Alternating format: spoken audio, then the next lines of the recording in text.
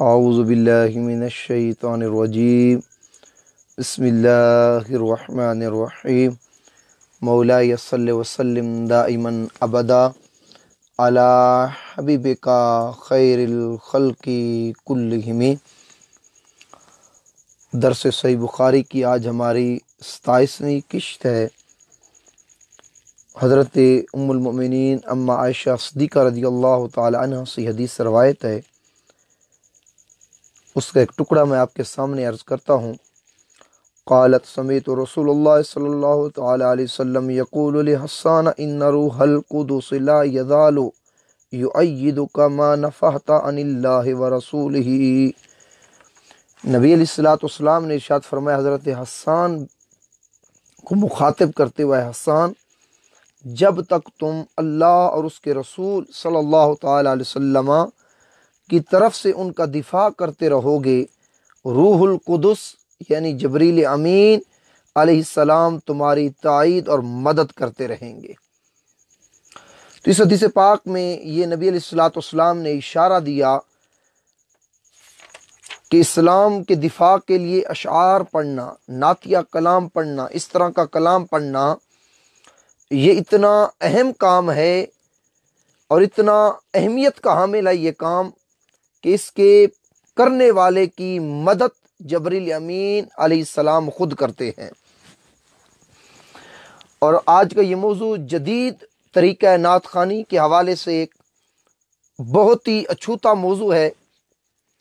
جب سے یہ سوشل میڈیا پر چند نعت خوانوں نے حرکات کی، اس کے بعد میں نے اس موضوع کی تیاری شروع کی۔ آج جا کر یہ موضوع تیار ہوا۔ میں نے چاہا کہ یہ موضوع لوگوں کے سامنے آپ دوستوں کے ساتھ شیئر کروں۔ انشاءاللہ تبارک تعالیٰ بہت سے لوگوں کو اس سے فائدہ ہوگا مختصر لیکن بہت جامع طریقہ جو آج جدید نعت خوانی کا چل رہا ہے، اس پر میں گفتگو کروں گا۔ لفظ نعت اردو زبان میں نبی علیہ السلام کی منظوم تعریف کے لیے مخصوص ہو گیا ہے، یعنی جب کہیں اشعار کی صورت میں آپ علیہ السلام کی مدح سرائی کی جا رہی ہوگی تو اس عمل صالح کو نعت رسول مقبول صلی اللہ تعالی علیہ وسلم سے تعبیر کیا جاتا ہے، جبکہ نعت کا لغوی معنی مطلقاً کسی کی تعریف اور توصیف بیان کرنا، وہ تقریر کی صورت میں ہو، وہ نثر کی صورت میں ہو، وہ نظم کی صورت میں ہو۔ لیکن اب یہ نعت گوئی اصطلاحی معنوں میں صرف آپ علیہ السلام کی تعریف اور توصیف کے حوالے سے پہچانی جاتی ہے۔ لفظ نعت قرآن کریم کی بے شمار آیات بینات آپ علیہ السلام کی تعریف اور توصیف بیان کر رہی ہیں، یعنی قرآن کریم بھی آپ علیہ السلام کی نعت بیان کرتا ہے، اور یقیناً جو سلیقہ اور کرینہ قرآن کریم نے نعت گوئی کا، نعت خوانی کا ہمیں عطا کیا ہے، وہی عقیدہ 100% درست ہے، وہی عقیدہ سب سے زیادہ کارگر ہے، وہی عقیدہ 100% درست ہے۔ لہٰذا آپ علیہ السلام کی تعریف توصیف کرنے والے شعراء کو چاہیے کہ وہ آپ کی نعت گوئی، نعت خوانی میں قرآن کریم سے رہنمائی اور قرآن کریم سے ہدایت حاصل کریں، اور ان نعت خوانوں کو چاہیے، نعت لکھنے والے شعراء کو چاہیے، اور وہ کوشش کریں کہ آپ علیہ السلام کے اشعار کی صورت میں ایسی تعریف کی جائے کہ جو آیات بینات اور احادیث نبوی صلی اللہ علیہ وسلم کی عکاسی کرتی ہوں۔ ہر فن کا ماہر جانتا ہے کہ اس فن کے کچھ اصول و ضوابط ہوتے ہیں، آداب بھی ہوا کرتے ہیں۔ جس طرح عبادات کے لیے کچھ آداب مقرر کیے گئے ہیں، اس طرح نعت گوئی کے لیے بھی کچھ آداب اور ضوابط مقرر کیے گئے ہیں۔ اسی طرح نعت گوئی اسی طرح کی جائے جو احادیث اور قرآن کریم کے حوالے سے ہمیں جو رہنمائی ملتی ہے، اسی طریقے سے نعت پڑھنے والے کو اور نعت کا کلام لکھنے والا اسی سے رہنمائی حاصل کرے، قرآن و حدیث سے۔ اب بڑی امپورٹنٹ بات، بڑی اہم بات وہ یہ کہ ان حدود کو مد نظر رکھ کر جو نعت لکھتا ہے وہی کمال علم و فن کا ماہر ہوتا ہے۔ قرآن اور حدیث کو سامنے رکھ کر جو نعت پڑھتا ہے، نعت لکھتا ہے، وہی کمال علم و فن میں ماہر ہوتا ہے۔ اس لیے میرے نزدیک نعت کہنے کے لیے صرف شاعری کے اصول اور ضوابط کی پیروی کافی نہیں۔ نعت کہنے کے لیے، لکھنے کے لیے صرف شاعری کے اصول اور ضوابط کی پیروی لازمی نہیں، کافی نہیں، بلکہ اس نعت گو شاعر کو عالم ہونا بھی ضروری ہے۔ نعت گو شاعر کو عالم ہونا بھی ضروری ہے، جس کے ذریعے وہ قرآن و حدیث کو جانتا ہو، نعت کہنے میں اس سے کوئی کوتاہی نہ ہو جائے، اس لیے کہ اس کی شرائط بہت سخت ہیں نعت کی۔ چنانچہ اس سخت قوانین کی نشاندہی امام احمد رضا محدث بریلوی رحمۃ اللہ تعالی علیہ اپنے ملفوظات میں کچھ اس طرح لکھتے ہیں۔ حقیقتاً آپ فرماتے ہیں نعت شریف لکھنا نہایت ہی مشکل ہے۔ اعلیٰ حضرت فرما رہے ہیں جس کو لوگ نہایت ہی آسان سمجھتے ہیں، اعلیٰ حضرت فرما رہے ہیں نعت کا لکھنا ایسا کام ہے جو نہایت ہی مشکل کام ہے، اور آپ فرماتے ہیں لوگ اس کو بہت آسان سمجھتے ہیں۔ آپ فرماتے ہیں اس میں تلوار کی دھار پر چلنا ہے، اگر بڑھتا ہے تو الوہیت میں پہنچتا ہے، اور کمی کرتا ہے تو تنقیص اور گستاخی ہو جاتی ہے۔ کیسی بات اعلیٰ حضرت نے پیاری کہی کہ نعت اتنا مشکل کام ہے، تلوار کی دھار پر چلنا ہے، اگر انسان تھوڑا بڑھ جائے گا، حد پار کر دے گا تو شان الوہیت تک پہنچ جائے گا، اور یہ بھی ضروری، یہ بھی درست نہیں۔ اگر شان مصطفیٰ بیان کرنے میں، لکھنے میں اگر کمی کر بیٹھا تو اس سے تنقیص ہو جائے گی، گستاخی ہو جائے گی، یہ بھی اس بندے کا نقصان ہو جائے گا، لکھنے اور پڑھنے والے کا۔ اور اعلیٰ حضرت فرماتے ہیں حمد باری تعالیٰ لکھنا اور پڑھنا آسان ہے، لیکن نعت رسول لکھنا اور پڑھنا بہت مشکل ہے۔ آپ سوچیں گے وہ کیسے؟ حمد لکھنا آسان ہے، پڑھنا آسان ہے، نعت لکھنا پڑھنا مشکل کیسے؟ اللہ فرماتے ہیں اللہ کی ذات پر کوئی حد نہیں، جو شخص اللہ کی جتنی تعریف کرے بہت کم ہے، جتنی زیادہ کرے کم ہے، اس میں راستہ صاف ہے، جتنا چاہے بڑھ سکتا ہے تعریف میں اللہ کی۔ غرض حمد میں اصلاً کوئی حد بندی نہیں، اور نعت شریف میں دونوں جانب سخت حد بندی ہے، یعنی اوپر بھی نہیں جانا، اتنے شعر و شاعری میں لغو باتیں بھی نہیں کرنی کہ معاذ اللہ معاذ اللہ محمد مصطفیٰ صلی اللہ علیہ وسلم کو اللہ کی شان کے برابر کر دو، شان الوہیت میں خدا بنا بیٹھو۔ شعر و شاعری میں یہ بھی حرام ہے، اور شعر و شاعری میں لکھنے اور پڑھنے میں ایسا بھی نہ کرو کہ مصطفیٰ کی شان گھٹ جائے، یہ گستاخی اور بے ادبی ہے۔ تو دونوں حدوں کو دیکھ کر نعت لکھنے والے نے دونوں حدوں کو دیکھ کر نعت لکھنی ہے، اور پڑھنے والے نے دونوں حدوں کو دیکھ کر نعت پڑھنی ہے۔ دور حاضر کے نعت گو، بڑی توجہ والی بات، دور حاضر کے نعت گو شعراء میں صرف چند لوگ اور نعت پڑھنے والے، نعت لکھنے والے آپ کو ملیں گے جو عالم دین ہوں گے، ورنہ اکثریت جاہل لوگوں کی ہے، جاہل لوگوں کی ہے۔ اس لیے ان شعراء کو چاہیے کہ یہاں نعت رسول مقبول صلی اللہ علیہ وسلم کم لکھی جا رہی ہیں، البتہ زیادہ تر شعراء کا نعتیہ کلام مناجات، استغاثوں، کیفیات عشق پر مشتمل ہوتا ہے۔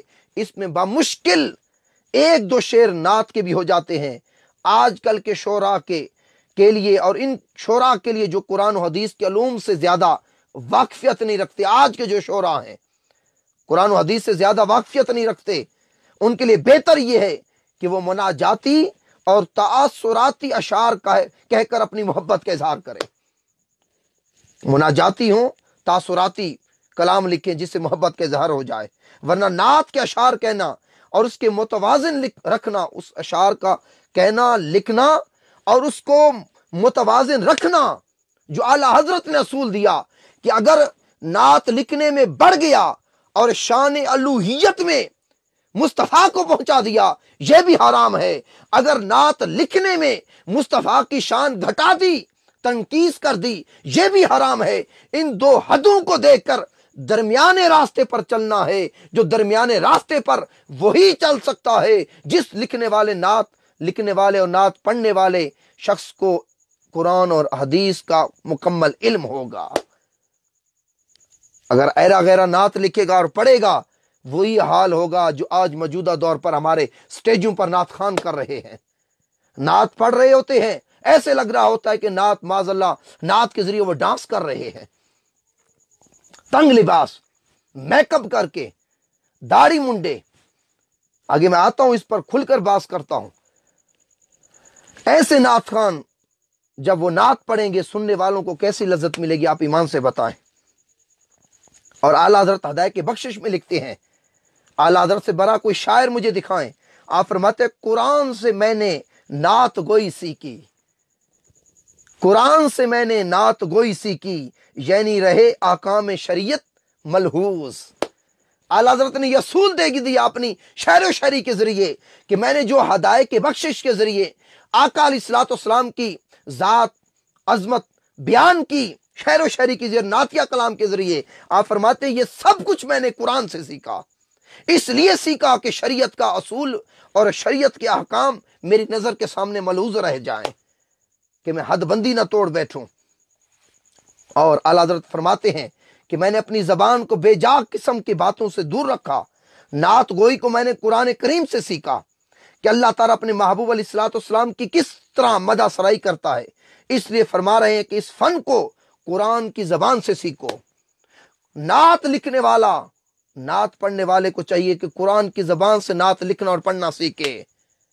अल्लाह ने नात कैसी बयान की और सहाबा ने उस नात को, शान मुस्तफा को बयान कैसे किया, उस अंदाज को देखकर फिर आगे वाले उस नक्शे कदम पर चलेंगे, कामयाब हो जाएंगे। जो इधर उधर भटक जाएगा, फिर उस राय रास्ते वो हट जाएगा, राय रास्ते हट जाएगा। और आला हज़रत की पूरी नातिया कलाम पढ़ के देखें, हर मिसरा किसी ना किसी कुरानी आयत, हदीस, कसस कुरान या हजूर के मुजज़ात से मुक्तसिब है, मुक्तसिब है। आला हज़रत ने तमाम कलाम हदीस या कुरान से लिया, या कसस कुरान से लिया, या आका अलैहिस्सलाम के मुजज़ात से लिया, आका अलैहिस्सलाम के मुजज़ात से लिया। तो दोस्तों, यहां इख्तिसार के तौर पर यह बात भी बताना चाहता हूं कि दौर हाजिर में कुछ मखसूस नात खान, नेट है, आप सर्च कर सकते हैं, कुछ मखसूस नात खान नात पढ़ने के साथ साथ बैकग्राउंड पर अल्लाह का जिक्र करवाते हैं। 2-2, 3-3 आदमी उनके साथ होते हैं, उनके हाथों में भी मैक होते हैं, और जो नात खान होता है उसके हाथ में भी मैक होता है। वो बैकग्राउंड पर अल्लाह का जिक्र करवाते हैं, बल्कि अल्लाह अज़्ज़ व जल के इसमें अल्लाह को इस कदर बिगाड़ कर वो लेते हैं नात खान। आप सुन ले नाते, अगर मैं गलत हूं तो मेरा आप गिरेबान पकड़ लें। हजारों नात खान आपको मिलेंगे, ऐसी नातें पड़ी जा रही हैं।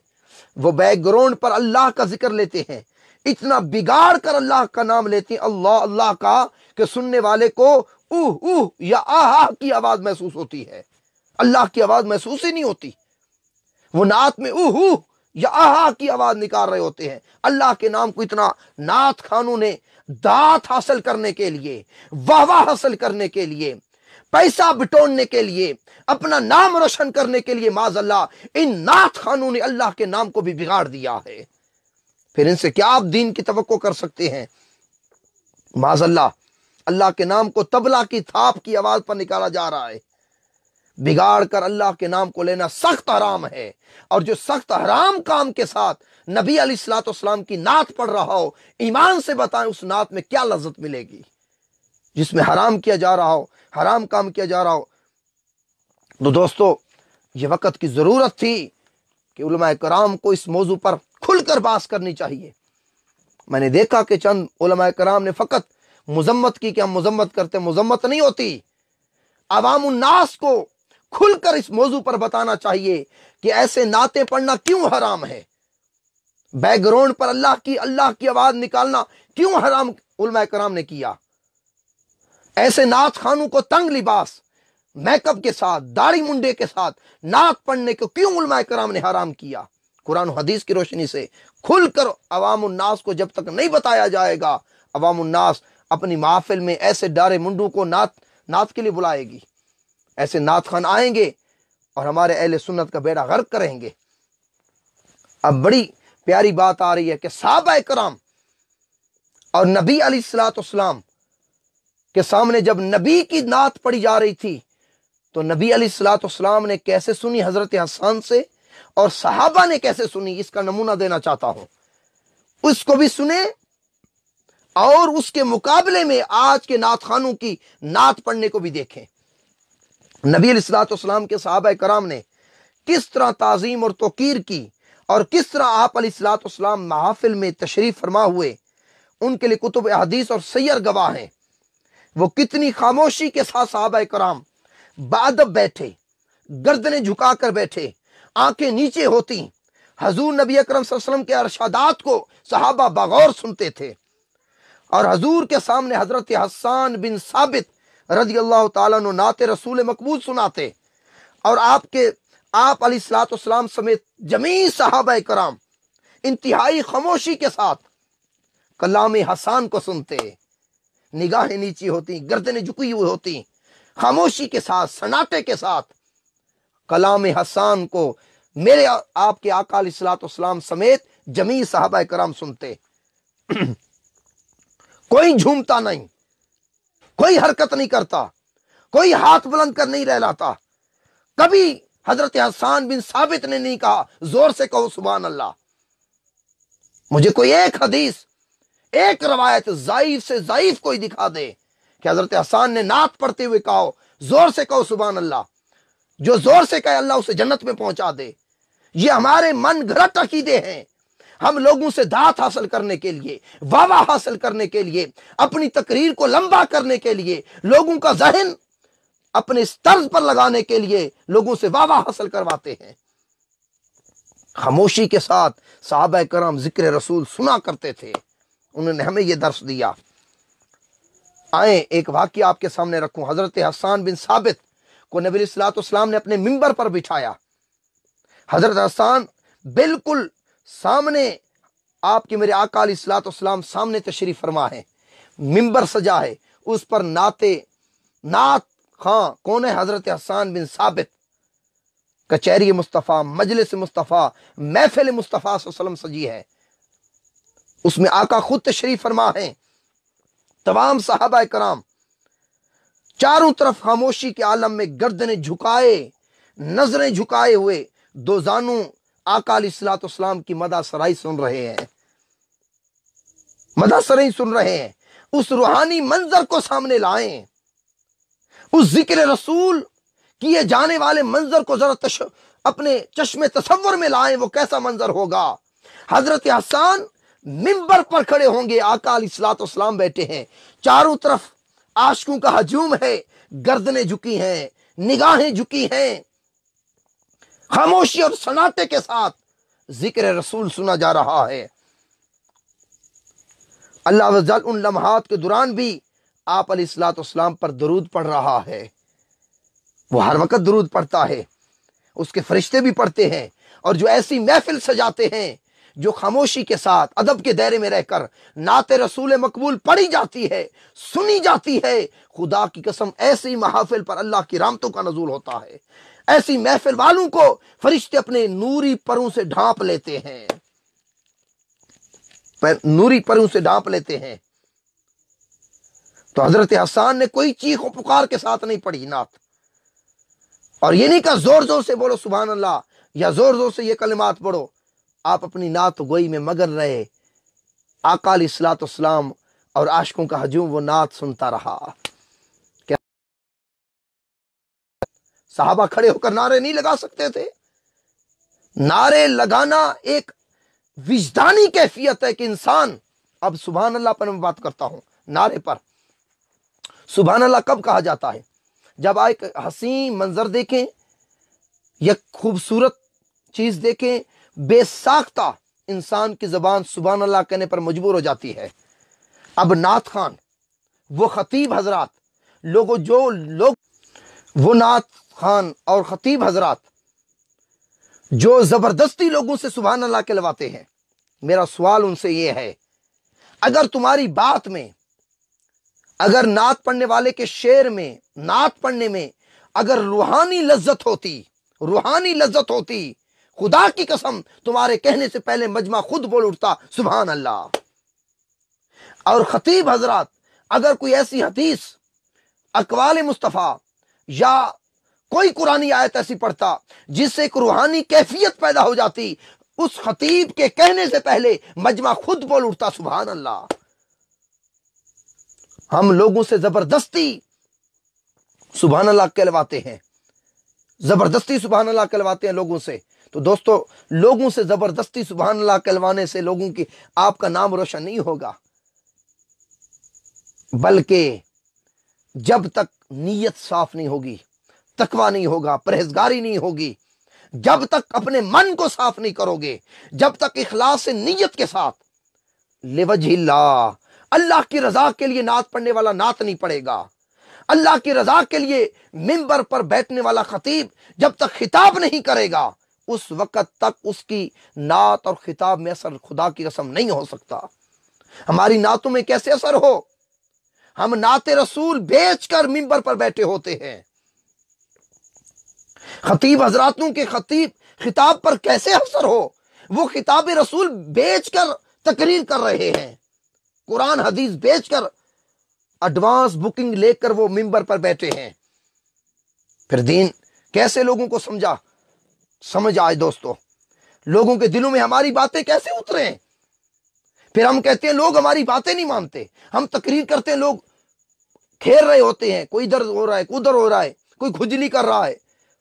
دوستو، ہماری تقریر لوگوں پر، ہماری نعت لوگوں پر اثر انداز تب ہوگی جب ہم شریعت کے دائرے میں رہ کر نعت خوانی اور خطیب حضرات اپنا خطاب کریں گے، اپنی داد حاصل کرنے کے لیے نہیں، اپنی نام و نمود کے لیے نہیں، اللہ کی رضا کے لیے جب یہ معاشرہ کام کرے گا، خدا کی قسم ہماری تقریر میں اتنا اثر ہوگا کہ لوگ سنتے ہی ہماری تقریر پر عمل کرنا شروع کر دیں گے اور بے ساختہ سبحان اللہ بولیں گے، بے ساختہ سبحان اللہ بولیں گے۔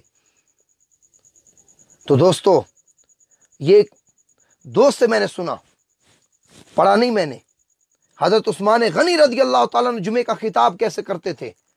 بعض اوقات اب منبر پر آتے عثمان غنی رضی اللہ تعالیٰ نے بس خاموشی سے آتے ایسے بیٹھ جاتے، بس یہ خطاب تھا، وہ روح کی تار سے خطاب سناتے تھے۔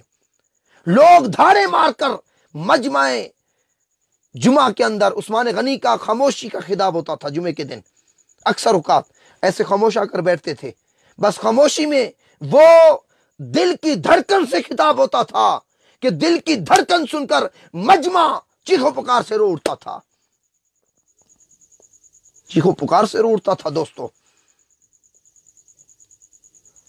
حضور غوث پاک کے خطابات سن کر دیکھیں۔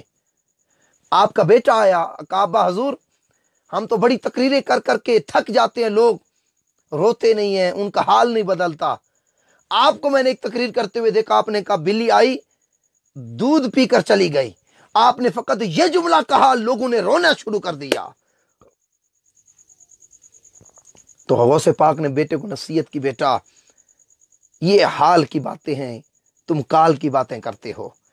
تو علماء کو، خطیبوں کو، نعت خوانوں کو کال کے ساتھ، حال کے ساتھ بھی جڑنا پڑے گا، تب جا کر لوگوں کے احوال بدلیں گے، احوال بدلیں گے۔ دوستو، اب اعلی حضرت کا ایک واقعہ سنانا چاہتا ہوں کہ اعلی حضرت کس طرح نعت سنتے تھے۔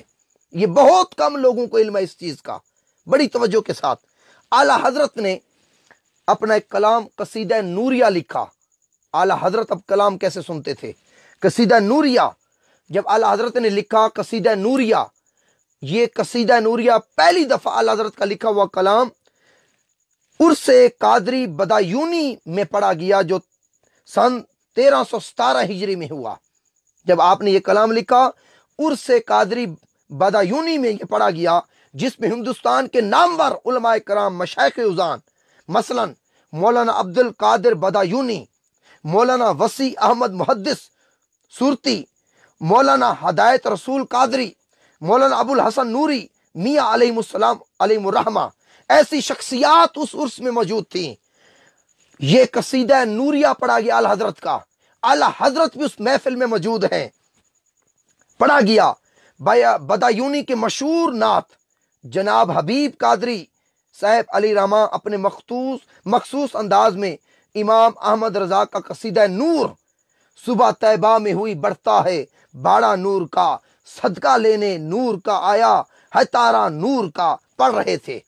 یہ نعت کیا کلام، لوگ بیان کرتے ہیں کہ محفل سراپا نور بن گئی جب اتنے جلیل القدر محدث، مشائخ، علماء کرام اعلی حضرت سمیت بیٹھے تھے، اعلی حضرت کا کلام پڑھا جا رہا ہے عرس قادری بدایونی پر۔ جب یہ پڑھا جا محفل سراپا نور بن گئی، ایک ایک شعر کو 4 5 مرتبہ پڑھا گیا، ایسی لذت چھا گئی محفل پر، ایسی نورانیت اور وجدانی کیفیت آ گئی، کیف و سرور کے کیفیت بپا ہو گئی، تحسین و آفرین کے نعرے بلند ہوتے۔ صبح 10 بجے سے قصیدہ پڑھنا شروع ہوا، اب دیکھیں کیسی محبت تھی، صبح 10 بجے سے اس پر قصیدہ پڑھنا شروع ہوا، ظہر سے قبل قصیدہ نوریہ ختم ہوا۔ حضرت شاہ ابو الحسین نوری میاں صدر مجلس گردن جھکائے مراقب نظر بیٹھے ہوئے تھے اور اس قصیدے کو سماعت فرما رہے تھے، گردن اٹھائی اور 10 بدعا ہوئے۔ ابو الحسن نوری جو صدر مجلس تھے اس محفل کے، حضرت فاضل بریلوی، امام محمد رضا خان فاضل بریلوی وحلانہ انداز کے ساتھ اٹھے، ادھر نعت پڑھنے والا قصیدہ نوریہ پڑھ رہا ہے، محفل پر نورانی کیفیت چھا گئی۔ صدر مجلس ابو الحسن نوری نے مراقبے سے سر اٹھایا، ہاتھ کھڑے کیے، جب یہ کیفیت ہوئی اعلی حضرت بھی اٹھ کھڑے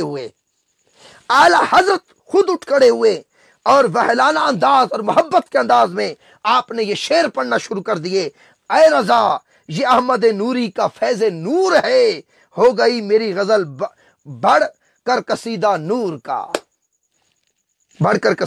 کا، بے ساختہ چیخ نکلی اور حضرت نوری میاں کے زانو مبارک پر اعلی حضرت نے سر اپنا رکھ دیا۔ معارف رضا شمارہ نمبر 2 صفحہ نمبر 111 کے اندر یہ واقعہ آیا ہے۔ تو نعت جب سنی جاتی تھی اعلی حضرت نے اس محبت کے ساتھ نعت سنی، اپنا لکھا ہوا کلام اس انداز کے ساتھ پڑھا۔ دوستو اس محفل کے منظر کو دیکھیں، اس میں کوئی ذکر کی تھاپ نہیں تھی، کوئی ایکو کی تھاپ نہیں تھی، سامعین بشمول اعلی حضرت گردنیں جھکائے ہوئے تھے، نعت رسول سن رہے تھے، ذکر رسول سن رہے تھے، خاموشی کے ساتھ، ادب کے دائرے کے اندر نظر جھکا کر سن رہے تھے اور بے ساختہ آوازیں نکلی اللہ کی، اور بے ساختہ اعلی حضرت اٹھ کر شعر پڑھنے لگے۔ وہ ایک وجدانی کیفیت تھی، جو محفل میں ہو سکتی ہے، اس کا ہم انکار نہیں کر سکتے۔ وجدانی کیفیت اشعار سن کر ہو سکتی ہے، اس کا انکار نہیں کر سکتے۔ تو دوستو محمود اور مباح اشعار کا سادہ خوش الہام سے پڑھنا زمانہ صابین و تابعین ائمہ دین میں مجوز اور مقبول عمل تھا۔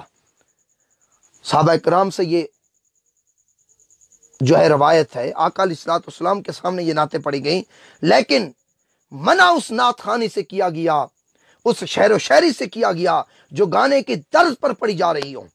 معاذاللہ جن اشعار میں برے اشعار آ جائیں، جن کا دین اور دنیا سے کوئی تعلق بھی سرے کا نہیں ہے، ایسے اشعار سے منع کیا گیا لکھنے اور پڑھنے سے علماء کرام نے، جو بظاہر نعت ہو، منقبت ہو، لیکن دور دور تک اس نعت اور منقبت کا دین اور شریعت سے کوئی تعلق بھی نہ ہو، ایسی نعت خوانی سے منع کیا گیا ہے۔ ایسے نعت خوانی نہ سنیں جو تنگ لباس پہن کر آئے، داڑھی منڈا ہو، میک اپ کر کے آئے۔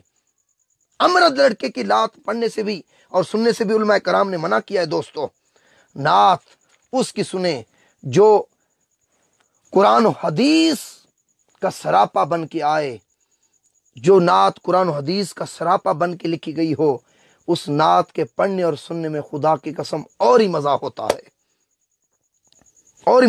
ہے، اس لیے ان نعت خانوں کے انداز کو دیکھیں، نعت پڑھنے سے پہلے سپیکر پر اپنا گلا صاف کرتے ہیں، جیسے نعت پڑھ کر یہ دین محمدی پر معاذ احسان کر رہے ہیں۔ انہیں گلے صاف کرنے کی ضرورت نہ ہوتی اگر ان کے سامنے غزوہ بدر کا مارکا آنکھوں کے سامنے ہوتا، غزوہ حنین کا، غزوہ احد کا مارکا آنکھوں کے سامنے ہوتا، کربلا کے میدان کا منظر اگر ان نعت خانوں اور 2 نمبر خطیبوں کے سامنے ہوتا، خدا کی قسم یہ دین کا بیڑا اس طرح غرق نہ کرتے۔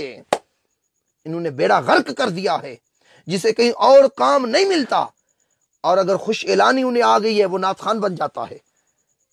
کسی اور کام نہیں ملتا، میں نے مزدوری نہیں کر سکتا۔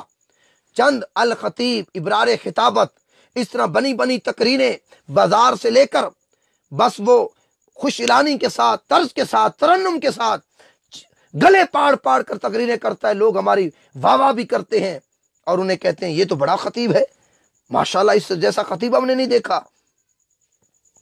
تو دوستو، علماء حق کو جس طرح میں نے پہلے بھی کہا، جیسے 2 نمبر نعت خانوں کے خلاف علماء حق آواز حق اور کلمت الحق بلند کر رہے ہیں، اس طرح 2 نمبر خطیبوں کے خلاف بھی کلمہ حق بلند کرنا لازمی ہے۔ آپ کہیں گے وہ کیسے؟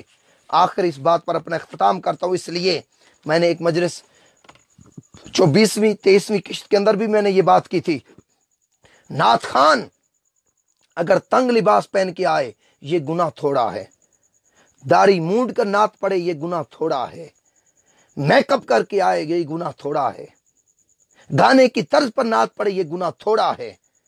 میں کہہ رہا ہوں اگر میں غلط ہوں میری اصلاح کی جائے، میں اپنے جملے واپس لے لوں گا۔ یہ گناہ تھوڑا ہے، اس خطیب کا گناہ سب سے زیادہ ہے جو منبر پر بیٹھ کر آپ کے میرے آقا پر جھوٹا بہتان باندھتا ہے، جھوٹی روایات بیان کرتا ہے فقط لوگوں سے داد حاصل کرنے کے لیے، جن کا اہل سنت کے عقائد سے کوئی دور کا تعلق بھی نہیں۔